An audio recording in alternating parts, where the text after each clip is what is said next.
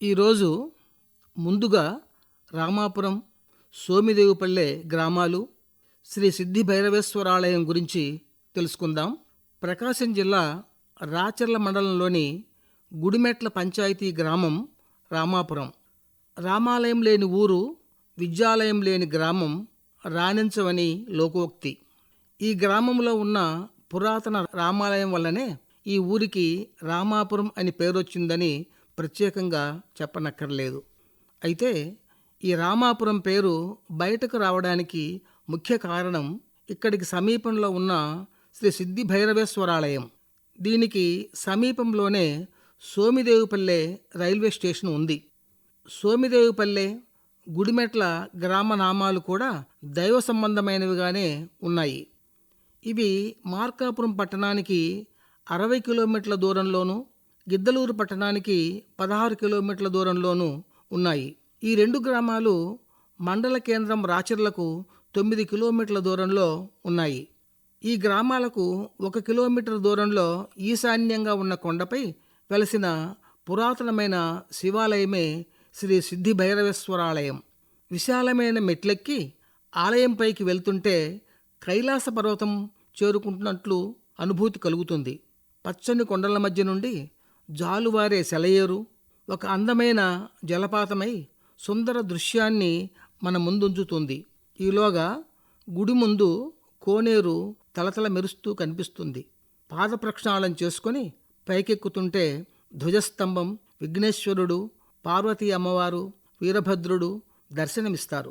ఇక చివరగా సిద్ధి భైరవేశ్వరుడు గర్భగుడిలో చిదానందంగా కనువిందు చేస్తారు. స్వామివారి వెనుక నుండి గంగమ్మ ధారగా పడుతుంది. ఆ జలంతో శివలింగాన్ని ఓం నమః శివాయ అంటూ అభిషేకించడం అద్భుత ఆనందాన్ని కలిగిస్తుంది. ఈ క్షేత్ర ప్రాశస్త్యం గురించిన ఒక స్థానిక కథనం ఇలా ఉంది. 30 మంది హఠయోగులలో భైరవుడు ఒక హఠయోగి. ఆయన హఠయోగ సిద్ధుడు, ఏకాంత సంచార ప్రియుడు. ఆయన సంచరించిన ఈ శలకు భైరవశల అని, ఇక్కడ వెలసిన శివలింగానికి భైరవేశ్వరుడు అని సార్థక నామాలు ఏర్పడ్డాయి. ఈ క్షేత్రం సిద్ధి భైరవేశ్వర క్షేత్రంగా ప్రసిద్ధికెక్కింది. ఈ క్షేత్రాన్ని భక్తి శ్రద్ధలతో దర్శిస్తే తమ కోరికలు సిద్ధిస్తాయని ఇక్కడి ప్రజల విశ్వాసం. మరొక పురాణ గాథ ప్రకారం ఇక్కడ సమీపంలోని మరొక శివక్షేత్రం కనక సురభేశ్వరంలో నివసిస్తున్న జమదగ్ని మహర్షి కుమారుడైన పరశురాముడు తండ్రికి జరిగిన అవమానానికి ప్రతీకారంగా కార్తవీర్యార్జునుని సంహరిస్తాడు. కార్తవీర్యార్జునుని కుమారులు జమదగ్నిని సంహరిస్తారు. అప్పుడు అక్కడున్న సిద్ధులు కనకసురభేశ్వరం వదిలి సమీపంలోని ఆవులకొండ అనే ఈ ప్రాంతానికి వచ్చి ఇక్కడున్న ప్రశాంత వాతావరణానికి ముగ్ధులై ఇక్కడే భైరవేశ్వరుని ప్రతిష్ఠించుకొని తపస్సు చేసుకుంటూ సిద్ధి పొందారు. ఈ విధంగా సిద్ధులు సిద్ధి పొందిన స్థలం సిద్ధ భైరవేశ్వర క్షేత్రం అయ్యింది. ఆలయానికి పైభాగాన కొండ మీద శ్రీ ఆంజనేయ స్వామివారి విగ్రహాన్ని ఎప్పుడు ఎవరు ప్రతిష్ఠించారో తెలియదు కానీ భక్తులు మాత్రం కష్టమైన ఇష్టంగానే దర్శిస్తుంటారు. కులమతాలకు అతీతంగా ఈ ప్రాంత ప్రజలు మాఘ, కార్తీక మాసాల్లో విశేష పూజా కార్యక్రమాలు, శివరాత్రి మహాపర్వదిన సందర్భంగా తిరునాళ్ళ వైభవంగా నిర్వహిస్తారు. భజనలు, కోలాటాలు, పౌరాణిక నాటకాలు, ఎడ్ల బండలాగుడు పోటీలు, అన్నదాన కార్యక్రమాలు నిర్వహిస్తారు. ఇక్కడున్న ప్రకృతి రమణీయత, ప్రశాంత వాతావరణం, ఆధ్యాత్మిక పరిసరాలు ఇది ఒక పర్యాటక ప్రదేశంగా గుర్తించబడడానికి దోహదపడతాయి. నల్లమల కొండల్లోనూ, గుళ్ళకమ్మ నదీ పరివాహ ప్రాంతంలోనూ, గుండ్ల బ్రహ్మేశ్వరం దగ్గర నుంచి నెమ్మలిగుండ్ల రంగనాయక క్షేత్రం, కనక సురభేశ్వరాలయం, సిద్ధి భైరవేశ్వరాలయం, మోక్షగుండం ముక్తేశ్వరాలయం, కోట సత్యమాంబాలయం వంటి ప్రాచీన క్షేత్రాలెన్నో ఈ ప్రాంతంలో అడుగడుగున దర్శనమిస్తున్నాయి. ఇప్పుడు మోక్షగుండం ముక్తేశ్వరాలయం. విశ్వవిఖ్యాత ఇంజనీరు శ్రీ మోక్షగుండం విశ్వేశ్వరయ్య గారిని గురించి తెలుసుకుందాం. ప్రకాశం జిల్లా బేస్తవారపేట మండలంలోని ఒక ప్రసిద్ధ గ్రామం మోక్షగుండం.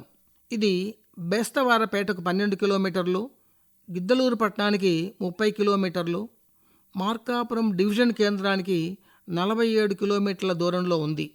ఈ గ్రామానికి సమీపంలో 2 కిలోమీటర్ల దూరంలో కొండపైనున్న ముక్తేశ్వరాలయాన్ని బట్టి ఈ గ్రామానికి మోక్షగుండం అని పేరొచ్చిందని పెద్దలు చెబుతారు. మోక్షగుండం అనే పేరులోని మొదటి పదం మోక్ష అనేది ఆధ్యాత్మికతకు సూచకం కాగా, గుండం అనే పదం జలప్రదేశం సూచిగా ఉంది. ఈ గ్రామానికి చుట్టుప్రక్కల గల సోమిదేవిపల్లె, రామాపురం, పిట్టకాయగుళ్ళ గ్రామాల్లో సమీపాల్లో కూడా శ్రీ సిద్ధి విశ్వేశ్వరాలయం, పిటకేశ్వరాలయం వంటి ప్రాచీన ఆలయాలు ఉండడం విశేషం.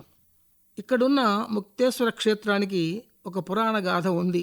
త్రేతాయుగంలో జమదగ్ని మహర్షి సురభేశ్వర కోనలో ఆశ్రయం నిర్మించుకొని సురభేశ్వర స్వామిని సేవించుకుంటుండేవాడు. జమదగ్ని మహర్షికి రేణుకాదేవి వలన దశావతారాల్లో ఒకటిగా చెప్పబడుతున్న పరశురాముడు పుత్రుడిగా జన్మిస్తాడు. పరశురాముడు తండ్రి జమదగ్ని మహర్షి ఆజ్ఞ మేరకు తల్లి రేణుకాదేవిని సంహరిస్తాడు. ఆ పాప పరిహారం కోసం అనేక శివక్షేత్రాలను దర్శిస్తూ పలుచోట్ల శివలింగాలను ప్రతిష్ఠించాడు. ఆ సందర్భంగా పరశురాముడు ఇక్కడున్న ఈశ్వరాలయాన్ని దర్శించి కోనేరులో పవిత్ర స్నానమాచరించి ఈశ్వరుని సేవించి మాతృహత్యా పాపం నుండి విముక్తి పొందుతాడు. అందువల్ల ఈ క్షేత్రానికి ముక్తేశ్వరమని పేరొచ్చినట్లు చెప్పబడుతుంది. ఇంకా ఈ ఆలయంలోని శివలింగాన్ని కృతయుగంలోనే వశిష్ఠ మహర్షి ప్రతిష్ఠించాడని ప్రతీతి. ఇక్కడున్న కోనేరును శ్రీరామ కోనేరు అంటారు. ఈ క్షేత్ర దర్శనానికి వచ్చిన శ్రీరాముడు తన తండ్రి దశరథునికి సంవత్సరీకం పెట్టడానికి నీరు లభించనందువల్ల తన బాణంతో భూమిని ఛేదించగా పాతాళ జలం ఉప్పొంగి కోనేరు ఏర్పడిందని, అందువల్ల దీనికి శ్రీరామ కోనేరు అంటారని తెలుస్తుంది.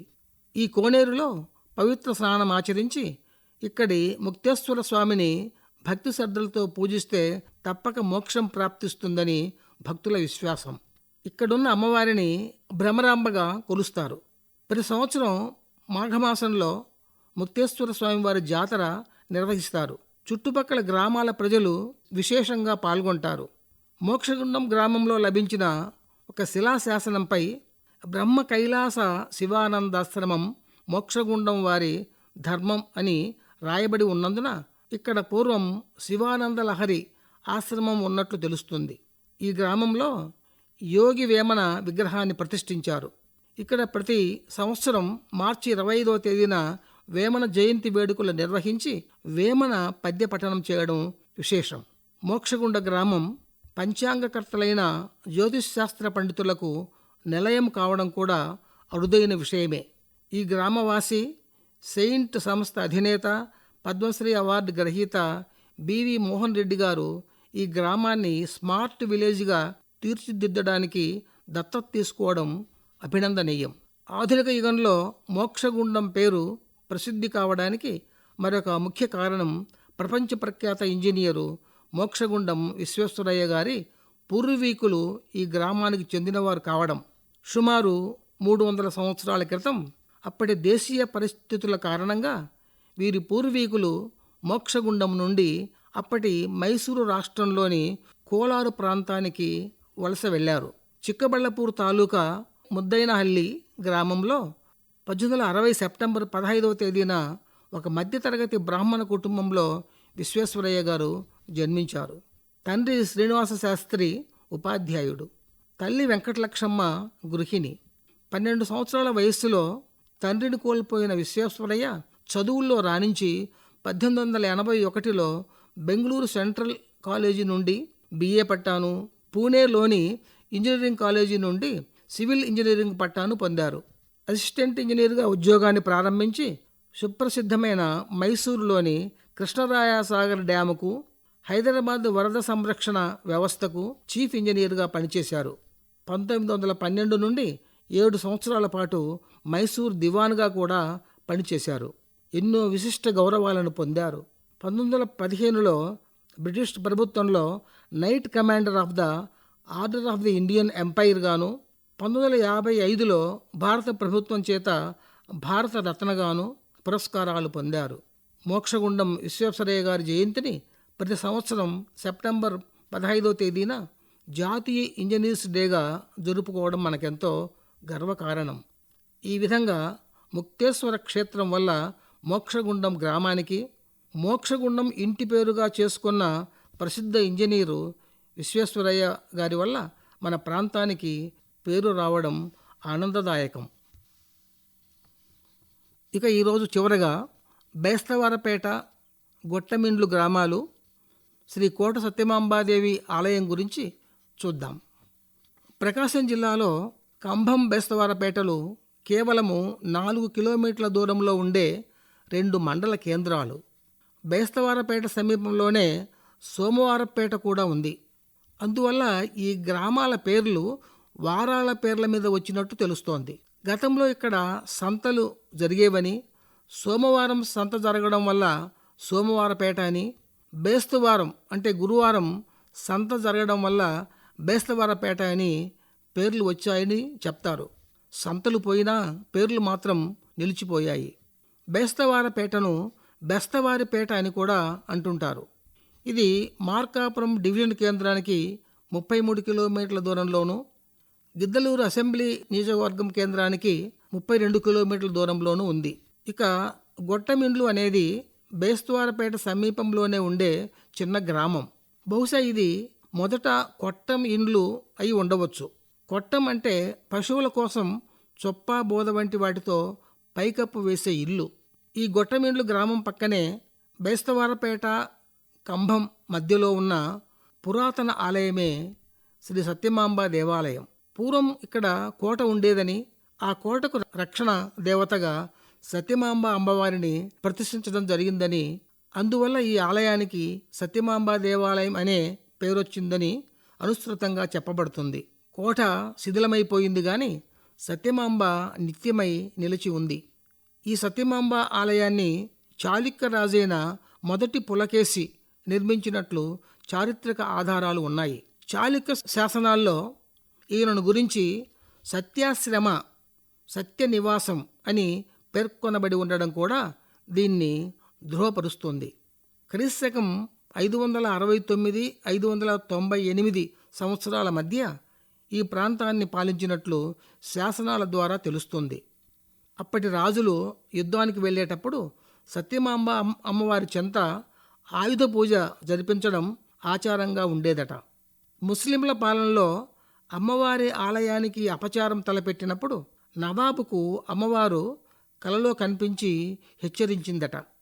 అమ్మవారి అనుగ్రహ, ఆగ్రహ తత్వాన్ని అర్థం చేసుకున్న నవాబులు అప్పటి నుండి పూర్వపు ఆచారాన్నే పాటించేవారని, అమ్మవారి ముందు కత్తుల నుంచి అవి కదిలితే యుద్ధానికి వెళ్ళేవారు, లేకుంటే విరమించుకునేవారని పెద్దలు చెబుతారు.